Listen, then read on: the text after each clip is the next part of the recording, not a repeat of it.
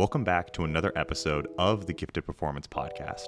If you haven't already, make sure to like the video and subscribe for future content. For more information about our one-on-one coaching and other training or nutrition options, visit giftedperformance.com. Our newest feature, the Gifted Express, offers premium programming for bodybuilders, powerlifters, Olympic weightlifters, and lifestyle clients for only $30 a month. Enjoy the video, we'll see you on the next one, and as always, stay gifted. Welcome back, another episode of the GPP, Gifted Performance Podcast. Write the name down, because we're giving you knowledge and practical takeaways to improve your own general physical preparation. On the last episode, we taught with John here, with Goob. We talked about how we don't have guests on very often unless they are of high caliber like himself. And even rare is having a guest on twice in a row. Now, I have received emails from previous guests that we've had on that said you wouldn't catch me dead on that podcast again. Things like when we stopped recording, the walk of shame away from the camera was worse than I've ever experienced. Did mine not come through for that?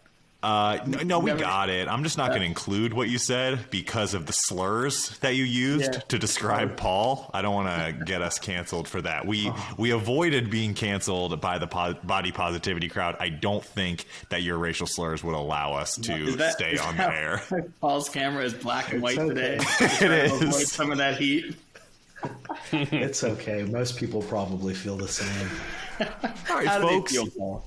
If you have been keeping your eyes on the Instagramosphere of Mr. Goob and Paul, you may have seen a little back and forth recently, and that's where we're going to start. And the conversation was around, tracking your macros, the inaccuracies of something like, and I will quote him here, "My shitness pal." I like that. If you came up with that yourself, I suggest putting it on a t-shirt. Get a nice Goob U apparel line first release, "My shitness pal." My shitness pal. I was just hoping that they wouldn't come for, because you never know nowadays who's coming for you. And I was like, if I say "My fitness pal" and tag it, I'm probably going to get a bunch of those types of people in my fucking shit about like, macro tracking saved my life. And I'm like, I'm not. Well, that's Paul. That's Paul's viewpoint here. Paul believes that macro tracking did save his life.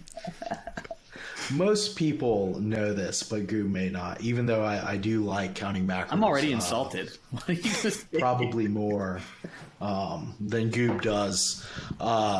I also hate MyFitnessPal. I think it's a fucking bum ass app. Yeah, it's really like, as far as an app goes to do what they're saying and it's intended to do, it's just super bloated, super stupid. It makes it's really annoying to look at. It's really annoying to add anything to it. Like, it's been fucking.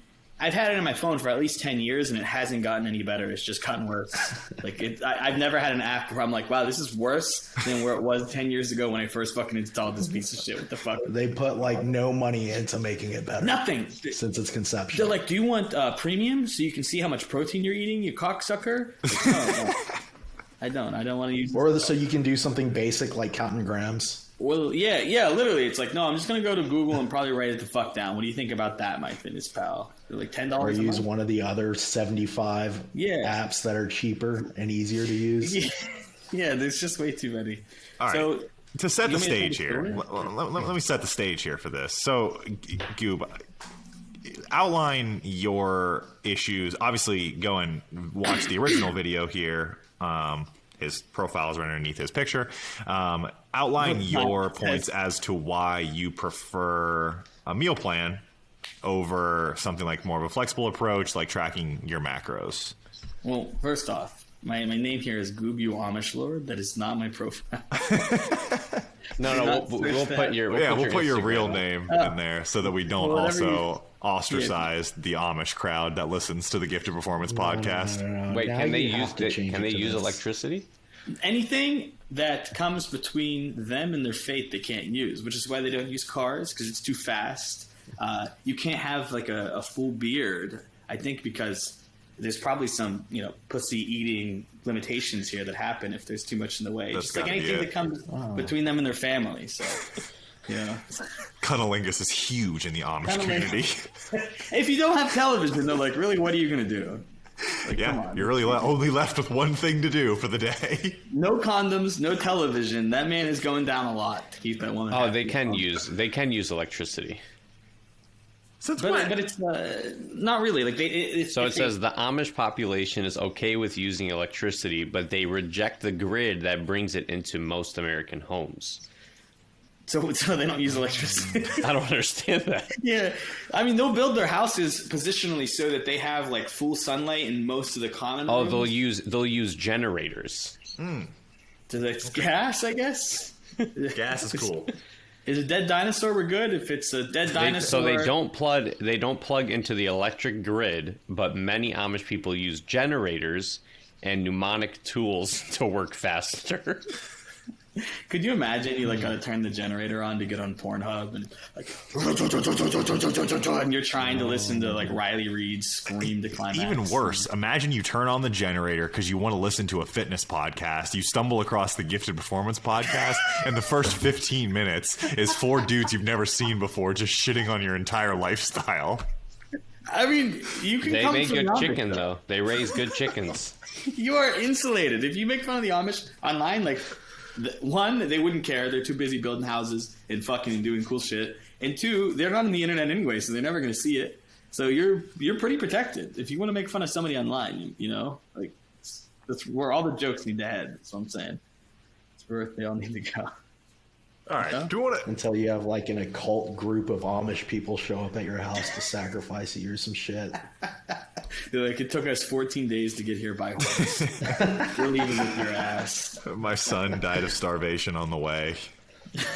That's Oregon Trail. You're referencing not the Amish trek to kill John Dorsey. Anyway, so macros. I posted a thing about delete. I said delete my Shitness Pal. It's a worthless app. And that was just because that app is particularly worthless. And my main sentiment was too many people run these crazy margins of error because they're using this app and changing what they do every single day. And they're going to like McDonald's and they'll order a McChicken. And I don't know if you guys ever ordered a McChicken at McDonald's, but that motherfucker has a mayonnaise gun and just like squirts that shit all over the patty. In that 9 grams it says in MyFitnessPal is absolutely disregarded. Absolutely out the window as soon as he starts pulling that fucking trigger. McChicken nutrition facts. That's what I'm saying. Like, yeah, whatever it says on there. Jamie, pull that up. Can you pull up, Jamie, can you pull up McChicken? So one sandwich says 17 grams of fat.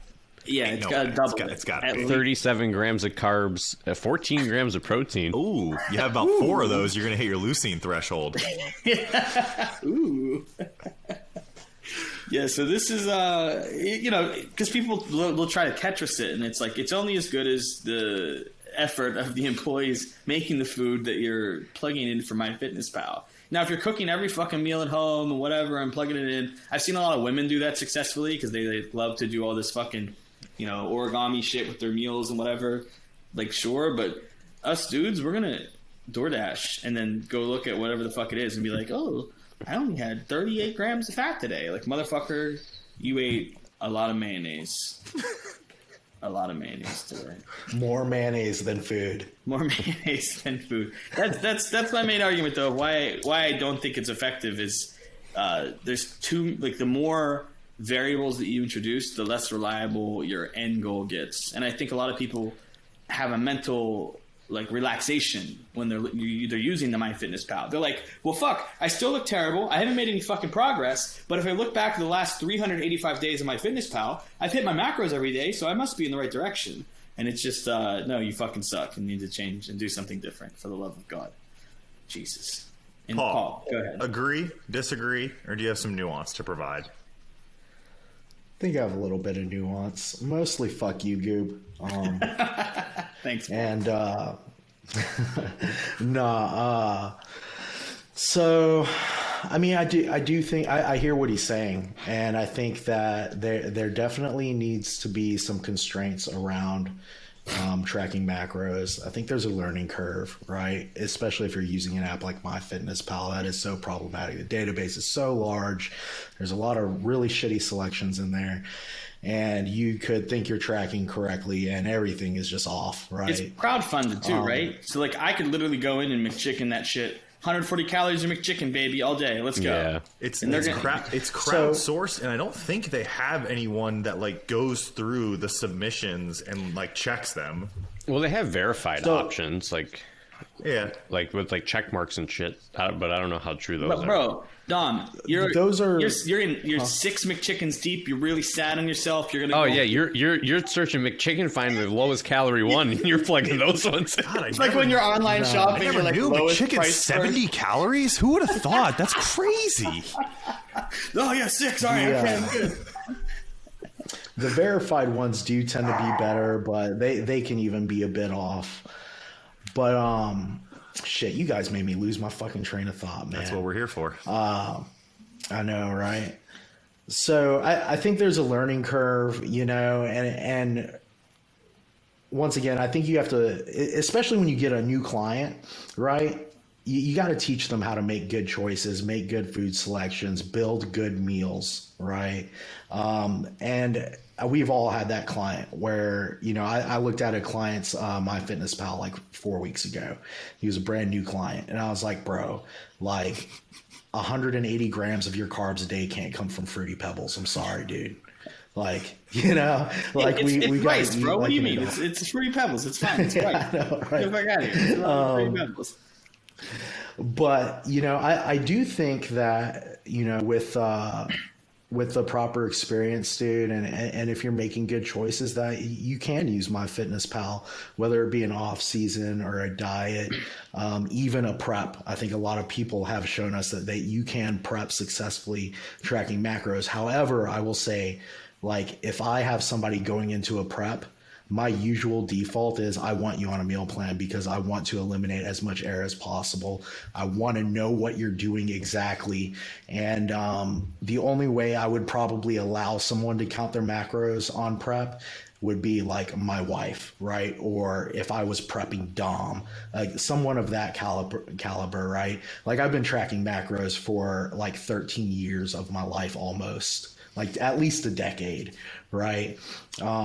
And so like with those individuals, I think like, you know, like if I told you, Goob, hey, I want you to track your macros, like you would probably nail it, right? I mean, I just accidentally ordered like 30 bananas. So. Oh my God. But no, and ultimately too, I think with individuals that are more experienced and we do have like a good background and we know how we should be eating, Goob and I talked about this too, like ultimately, you know, for individuals like us, tracking macros doesn't look all that dissimilar to a meal plan because it's just easier, you know, most days out of the week to eat similar things, most meals, right? And then, you know, where the flexibility in tracking comes in is, oh, I ran out of blueberries, you know, let me, you know, swap this for banana or something or strawberries. Or, you know, maybe you're just feeling something. I'm feeling spaghetti tonight with my wife, and this is something that I know how to track well, right? Or, you know, and I do think on occasion, you know, it's your off season. If you do order some Chipotle or Grubhub, something from Grubhub, like one time over a 7-day period, so one meal out of like the 35 meals that you have a week or whatever, like I don't think that's going to make a big difference. Would I want somebody to do that in prep? Absolutely fuck not. Yeah, like, and you know what I mean? What you bring up that's super important that we both agree on is you give the example of like, say like this is the beginning of your fitness journey, all on the left, and then like here's, you know, where we're at, and then here's death. These are people that are here in the middle.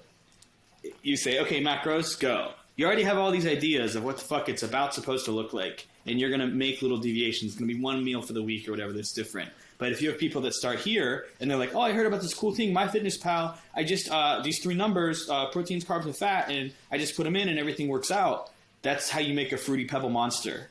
This is the creation of the Fruity Pebble monster. So sometimes, you know, coaches will just be like, here, new guy, I'm going to make it easy on you. Here's some macros, but they don't know what the fuck it's supposed But that's to. where our job comes in, right? Because maybe we see them not making progress, or maybe they do make progress eating like that. But, you know, maybe we see them not making progress, right? And it's like, hey, we went into a deficit, nothing happened. You got fatter. What the fuck?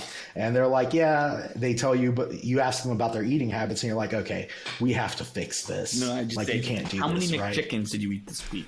Yeah. How many? And hopefully that process isn't like in the beginning of a prep, right? That's why I said normally, like when it comes to a prep or just in general, when I like to diet people, I'll tell them, I'm like, hey, you know, you can count macros if you want, right? Like this is a non-prep diet. But I'm like, I think we can get this done faster, you know, and just not drag this out. If we just go into a meal plan, are you okay with that? How do you feel about that? Yeah.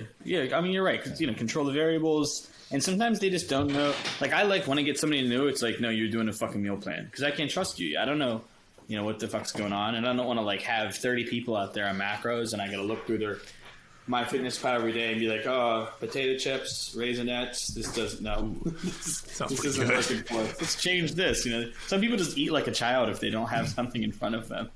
And,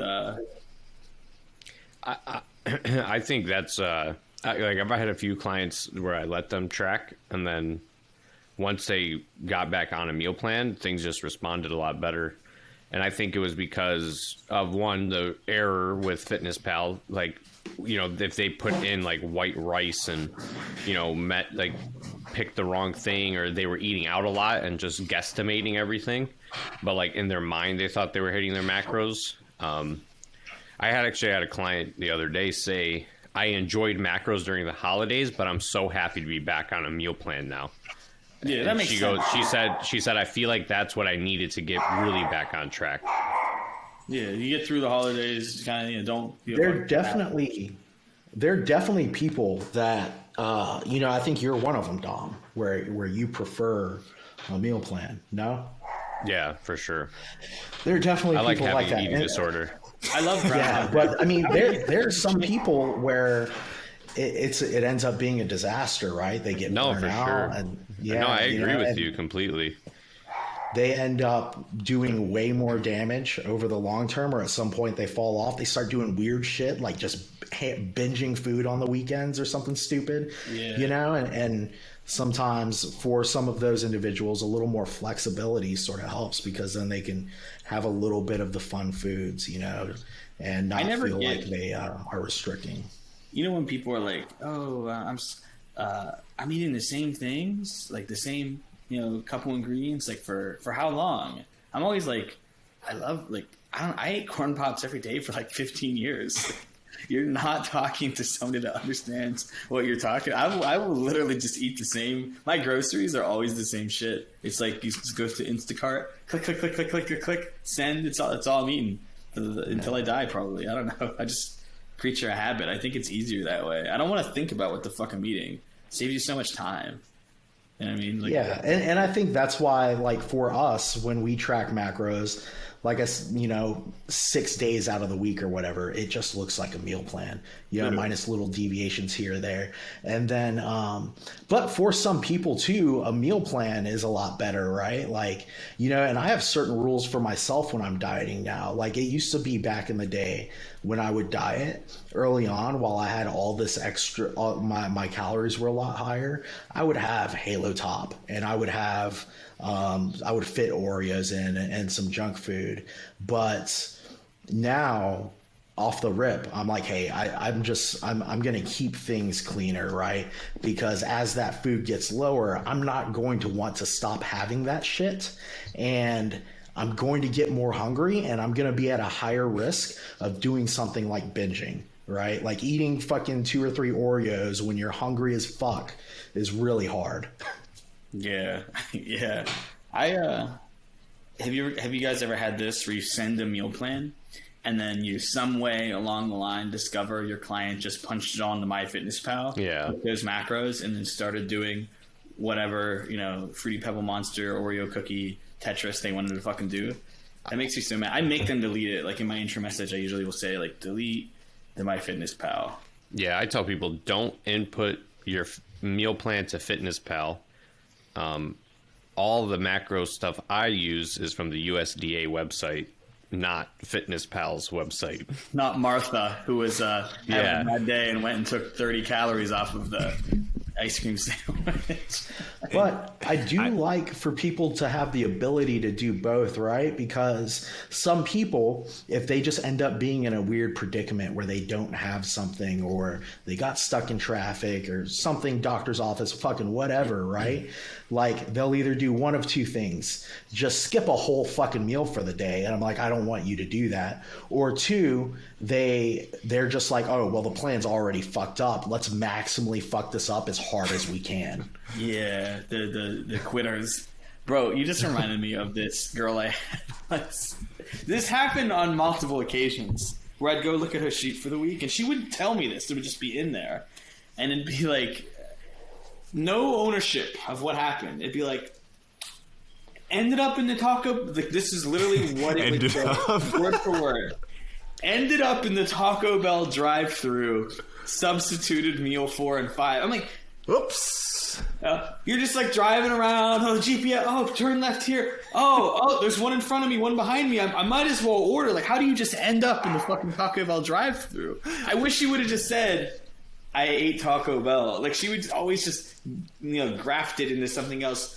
Just happened to fall on top of a hamburger. Like, shut the fuck up. Like, you're gonna read it and just be like, oh man, total freak accident. Yeah, No it big happens deal. to me all the time. Just happened to cancel your auto pay and you're no longer a client anymore. It just happened. I don't know. My finger just like landed on it and you're done. Have a nice day.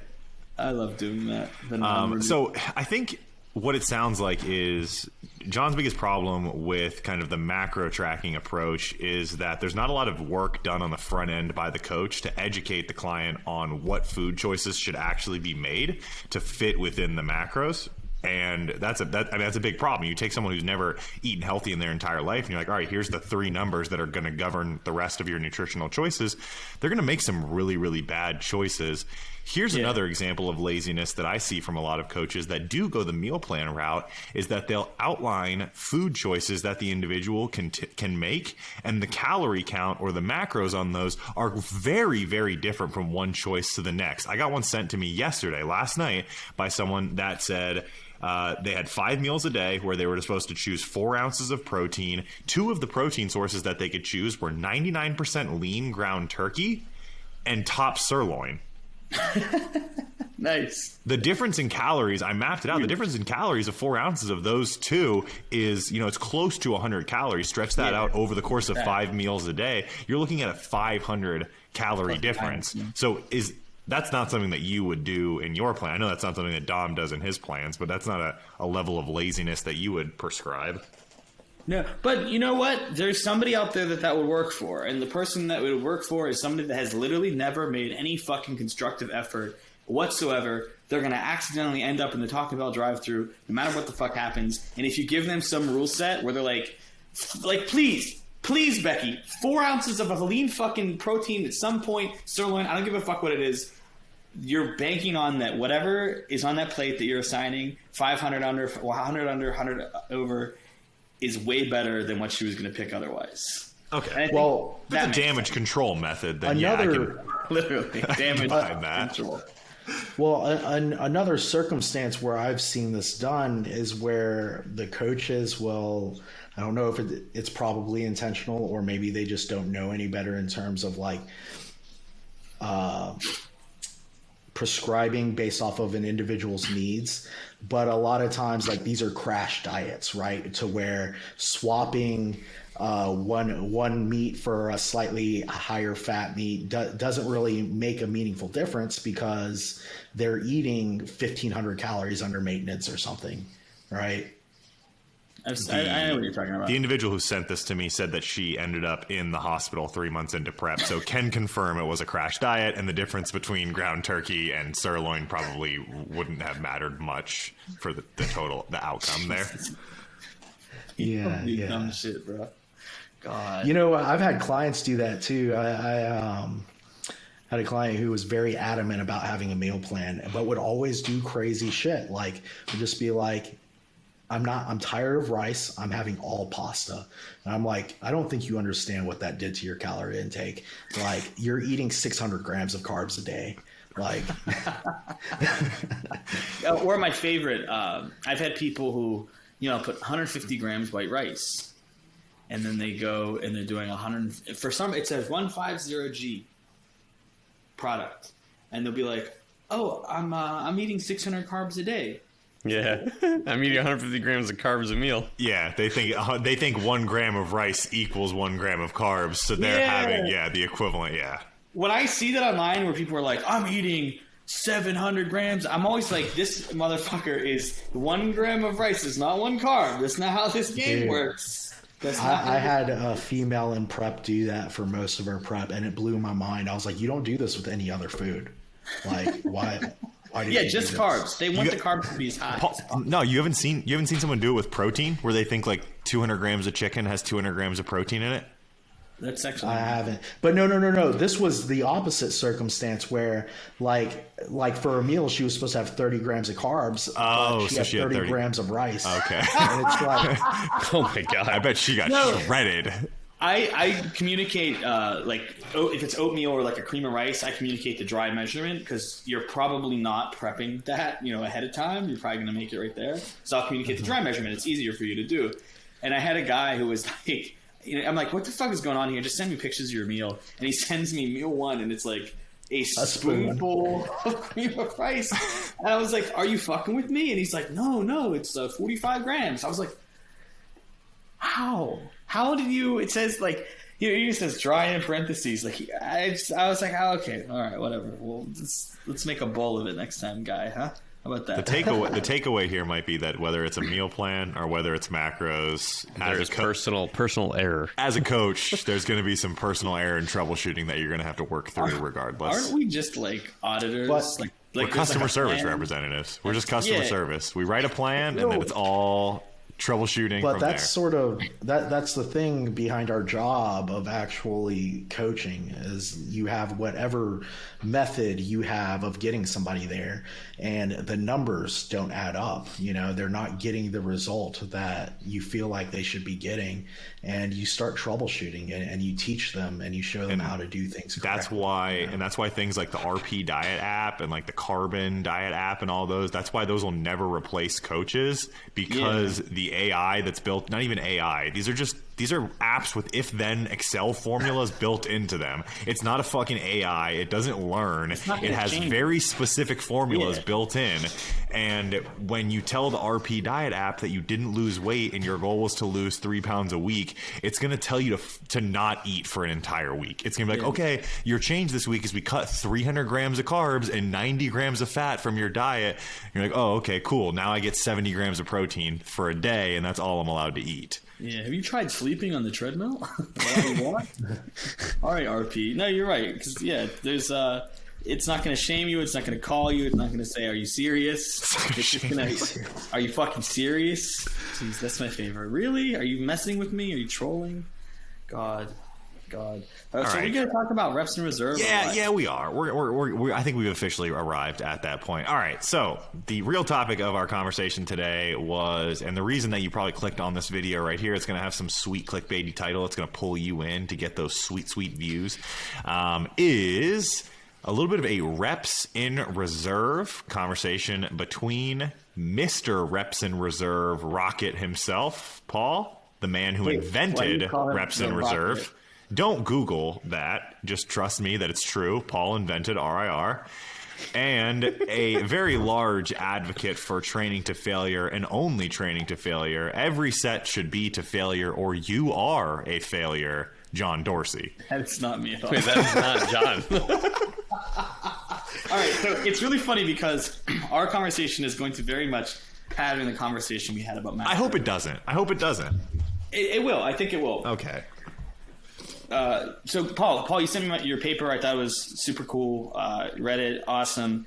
That guy who has a 405 natty bench, though, totally full of shit. He's on the PEDs. Okay, I'm just saying. There was one guy, you had the deviation. I was like 405, or it was like 425. Like natty, okay, buddy. Like that's just not true. You got to check him. Maybe test his blood work again or something. But I thought your methodology was awesome. I thought what you were going for was awesome. The flaw that I see in it, though, is we give the 3 numbers to the people and they're going to eat the Fruity Pebbles. I don't think, and just in watching thousands of videos of my own clients, I don't ever, it's like these guys will send me videos like, oh, this was a hard set, it's supposed to be a fail set, or like something that, almost to the end. I'll describe it as, if you could have gotten 12, you fucked up, that type of thing. If you could have gotten 10, it was an 8 set, you fucked up. Reps in reserve we're talking about, right? Pretty much. It's the same communication. And they're doing the set and it looks like they're shopping for groceries, or they've lost their car in the parking lot and they're just trying to fucking find it. And what I've noticed is that it is so hard, not for people to understand what the reps in reserve concept is, but so hard to effectually go into the fucking gym and do it if you tell them to do it. They don't know what the end is. RAR 0, most people probably have never they can be in the gym for 10 years and they've never gotten there in their whole fucking life, and they may never get there. So it's like a skew on the accuracy and the effectiveness of the program.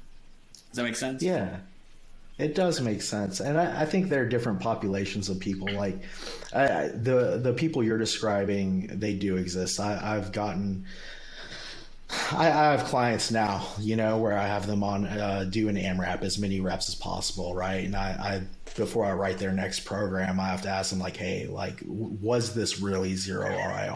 Like, they rack it. You're like, really? Yeah, or I'll get a video and I'll see that, maybe it was 2 RIR, and I factor that into their training or whatever. And then, but there's also a whole nother population of people that actually want to work hard. When I first started lifting, I thought you had to take sets to failure and do drop sets, and you know what I mean? Like, just fucking train as hard as possible. And that's what I did for every fucking set, because I wanted so bad to grow. And there are a lot of people that do that too, right? That do effectively hit failure. Yeah. Horrible fatigue management. And I agree with you there for sure. And ultimately, here's the thing is, I do see your point, right? Because from the application of an RIR based system, if you tell somebody 3 or 4 RIR, and they don't know how to hit 3 or 4 RIR, that's a bit rough, right? But ultimately, at the end of the day, I don't think it matters that much, right? As long as we're pushing training forward and we're overloading over time, and it is getting harder, right? Like, somebody could, their first week of training with me ever, like, if they're at 8 RIR, I give no shits. I'm like, hey man, add 2 to 3% on load next week. If you can, add a rep or 2, and let's just keep doing that until it gets hard. And I've watched people, and even in person, my wife, she's been less serious about the gym for a while now. But when she was very serious, she was one of those people that just did not like hitting failure, right? And there are videos all over Instagram where I'm recording her doing like a squat, what's supposed to be an AMRAP, and she stops like 2 or 3 reps from failure. And I'm just like, no, why? What are you doing? And she just re-racks it. But, she made tons of progress, still training shy of failure, but just making sure training got harder over time or over a training block, and consistently pushing loads and reps and just making things harder, right? And whatever, progressing. And I think we see that even in a lot of this new research that's coming out, is that you probably don't need to train as close to failure as most people think to make gains in hypertrophy. Yeah, no, I agree. I'm going to make the cloud shoe argument. The cloud. Do you guys remember the cloud shoe? Not again. Not again. The shoes that nobody wears in the gym that's strong. I see, like, whenever somebody, if I'm on Instagram scrolling through, if I catch the RIR and I scroll back up and I watch the video, it's always just some super fucking weak person there's like a caption that is probably more strenuous activity than whatever the fuck they're posting in the video. And I'm always just like, is this mental fixation with leaving something in the reserve? Is it taking it from, like, say they were going to be, if this is 0 to 100, say they were going to just on their own be at like 80 all the time and probably get a little better. And then they're like, oh, oh, well, that was 100. So I'm back here. I feel like it delays some of their agony or prolongs some of their agony because they're mentally super fixated on the number and super fixated on leaving some in the tank when just left to their own devices. Maybe they should do RIR later once you've learned how to train 2 or 3 years and you know what the fuck's going on. You know what things are supposed to feel like. I see these kids that are no muscle on them at all, and they're like, RIR 4. And I'm like, what the fuck are you doing? Just eat something and go work out, for the love of fucking God. Your caption is just boring. Like, just this huge caption about all their fucking training methodologies and RIRs and RIR for every fucking set. I'm like, nobody cares. Just go try a little harder. What do you think about that, Paul? The kids. I hear what you're saying. I don't think that these people are doing themselves a disservice by leaving reps in the tank, right? But when I hear that, I start thinking about a whole population of people where they probably would be small anyway, right? A lot of the times, a lot of the people that did he just turn off his camera? He ripped his webcam out. Oh no! Can you guys hear me still? Yeah. Oh my God. I don't know what the fuck you're doing. I don't know why that was so funny. But it's like anytime you mention anybody's hope of anything and becoming great, like just crush it, Goob is like happy. Yeah. But like a lot of those individuals, like they're trying to do everything they can to get bigger. They're reading, they're looking into different methodologies. They're trying to make changes to their program, and sometimes it backfires on them because they're just doing too much. I call that complicated paralysis by analysis, where they're like, yeah. I'm doing, they go into the gym with the fucking book and like the spreadsheet and the RIRs and all that and everything to put fucking 10 pounds in the bar. Or like, just go get fucked for a while. Like, go feel weak, feel terrible, don't really know what the fuck you're doing, figure out how to suck for a long enough period of time, and then start delving into the higher lift. Because I imagine the guys, I think you had 14 participants in your study. I imagine you didn't pull anybody that was wearing cloud shoes out of the gym. These were probably all, they had decent bench PRs. They were all pretty decently trained people that were athletic. And I'm wondering what these numbers would have looked like had you pulled like your average giant caption Gymshark guy out of the gym and made him do it. Like, would he have gotten anything from it, or would you have spent the whole however many weeks you were doing this being like, bro, no, you don't understand. Like, you're not at 2, you're at like 12. Actually, what was surprising, because these were decently trained individuals, some of them less trained than others. And there were some of them that, like there was a kid with like a 185 pound bench max. Like, not everyone was strong, right? But he was also a smaller guy, like height and stature and stuff, skinny dude. But, what was surprising was, and obviously, like, we'll never know exactly for sure, but based off of how many reps they did we had them do 80%, right? Or we had them do a 1RM, and then we took some rest, and then they took 80% of 1RM to failure, right? So based off of that, but also us measuring their bar speed for every rep, it seemed like with a lot of them not really having any exposure to using RIR in their program prior, that they all were fairly close. Does that make sense? Yeah, I don't find that like super hard. And but part of that too was, me being a coach, right? Like, I wasn't just some dude in the lab. Me being a coach. Were you there with them while you were doing it? Huh? It wasn't self-reported. Like, you were there with them while this was happening. Yeah. Okay, that makes sense then, because yo, no, not there yet. Yeah. No. I wouldn't tell them. Like, prior to, I would say, hey, like, for something like a bench press, usually 3 repetitions in reserve is just where it starts feeling hard, and you probably notice your bar speeds start to change, right? And I'm like, hey, press every rep as explosively as you can without bouncing it or anything. And once you hit that point, that's probably about 3 RIR. And often where they would cut it would be close to what you would determine 3 RIR would have been, close to what they did on their max rep set, but also just based off of their bar speed, you could kind of look at it and tell, okay, that's where the bar started slowing down, and that's about where most people are hitting 3 RIR, right? I didn't want to. So yeah, it wasn't like a thing where I was like, I think you're at 3 RIR, stop. Like I told them to stop where they felt like they were at 3 RIR. That keeps it honest then. I like the idea of fatigue management. I think RIR is something that we've like all understood. There was just never like a name for it.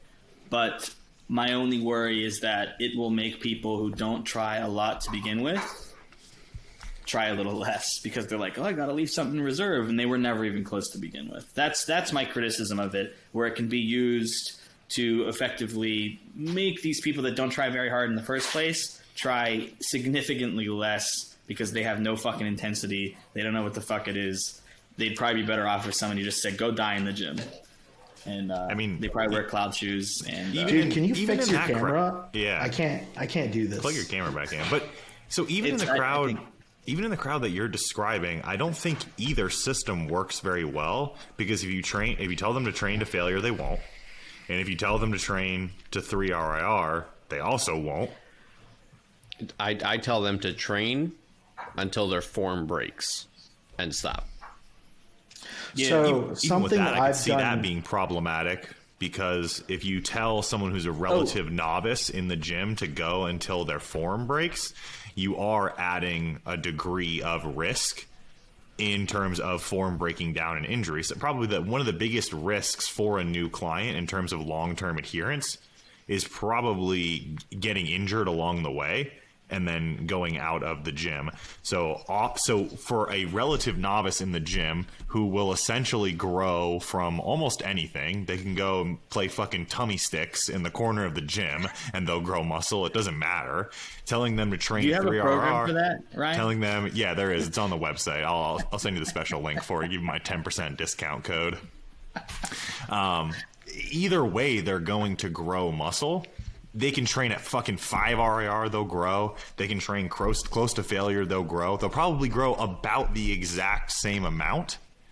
If the RIR approach then allows them to train at a lower risk for injury, I would advocate for that. I think, and an argument that I got in with someone was like, tell your beginner clients to train to failure, because then they'll know where failure is. And that's fucking horrible advice. That is straight up terrible advice, because they will train with dog shit form until their legs give out, or their arms give out. Yeah, and then they'll just have horrible technique ingrained. Whereas if they had stopped sets 5 reps short of failure, 4 reps short of failure, they still would have gotten good growth, and they would have solid technique burned into their stupid brain. I make these motherfuckers film shit. I want to watch everything that they do. That's the workaround for all of this, is that like as a coach, you're just gonna have to fucking coach these people. Whether you're using an RIR system or you're using a failure system, like sorry, bucko, you're just gonna have to get some video feedback and actually do your fucking job as a coach. None of those fucking Blair Witch angles. That pisses me off so much, bro. When people like they send a video and it's like literally like your back taint? Pocket. Yeah. Is your camera I was like, hey man, watching this video, I could smell what you had for lunch. Paul, I think my camera's dead. I think it's done. We can, if we end the recording, I can switch to the MacBook, but I don't think you want to end the recording. We can just video in a nice Goob picture right here. Edit that in. Yeah, just put my smile on.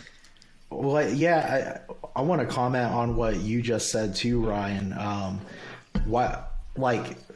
The short-sightedness of that individual's perspective, you know, like with somebody who's new, like it's really not an awful thing to have them train shy of failure, because like everything's new to them, right? So what does that do when somebody, I even tell my train clients, I'm like, if I give them a new set of movements, I'm like, it's okay to be conservative. I don't care if you're actually under 3 or 4 RIR on these first few weeks of hack squats, right?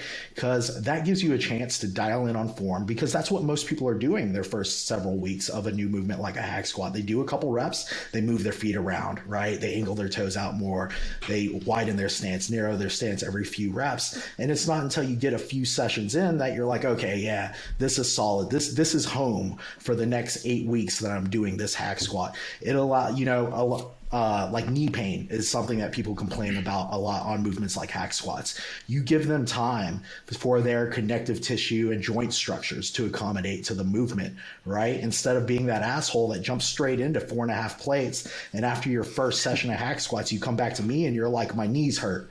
I'm like, well, no shit, your knees fucking hurt, right? You get that neural efficiency out of the way. You do all of the, you maybe accommodate to a new rep range that you weren't doing. Like you manage your recovery demands, you get more resistant to damage, things like that. And you do all of these things that lay the track for you to get a better or more optimal stimulus later on.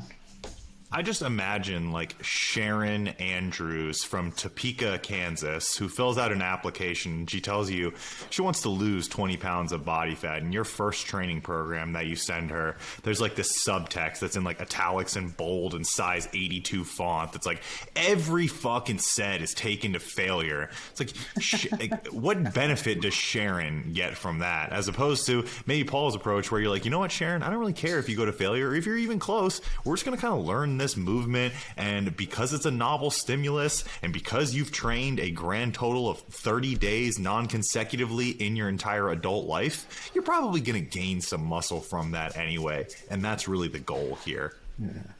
Could you imagine, like, even right now, like, well, Ryan does CrossFit, but I'm a fat fuck, dude. Well, I'm a fatty, dude. I'm out of shape. But, like, let's say I were to give myself walking lunges next week, 12 on each leg. I'm not going into the gym and doing that at 3 RIR, 2, 1, or 0 RIR the first week, because my cardiorespiratory system is going to fatigue before I even come close to muscle failure. You'll actually die. Yeah, right? Like Zero it probably RIR because of isn't, myocardial infarction. yeah, like it probably isn't a bad idea for me to do something submaximal for a few weeks so that I can actually take walking lunges relatively close to failure, and the target muscle being at relatively close to failure. I always work it like that, coming back from like an injury, like when I had my collarbone dealio coming back. I was like, I'm not going anywhere close to. That was probably like fucking 8 to 10 R. There was nothing productive happening for a long time. It's just sort of backing off and staying not shitty, because every part of I wasn't in the gym for like 5 months. I was just sitting at home. What was the average RIR that sets were taken to in the Wuhan training complex that you trained in during quarantine? Oh my fucking god, that was the most retarded level of training I've ever had. We were all fucking retarded. We didn't have anything to do all fucking day. All I looked forward to, this was coronavirus lockdown in New York City. The only fucking thing I looked forward to was these 3 dudes knocking on my door at noon every day, us carrying 700 fucking pounds of equipment down to the pier and lifting until we couldn't do anything else fucking ever. Like, we lifted 7 days a week because it was all we wanted to do. I never got so strong in my life.